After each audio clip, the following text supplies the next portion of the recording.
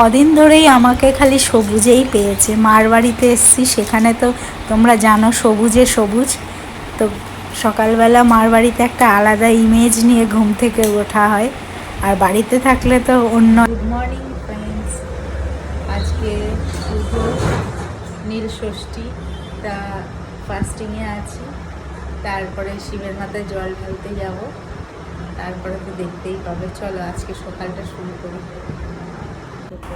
সকালবেলা স্নান করে নিয়ে ফুল সব রেডি করে মা আর আমি বাবার মাথায় জল দিতে গেলাম। তো এই যে সবাই যাচ্ছি, বাড়ির সামনেই আমাদের মন্দির আছে, সেখানেই যাচ্ছি। এবার তোমরা বলবে এটা কি হচ্ছে। ফটোশ্যুটের তো একটা ব্যাপার আছে, সেটা তো আমার একটা কাজের মধ্যেই পড়ে, তাই সেটাও করে নিলাম।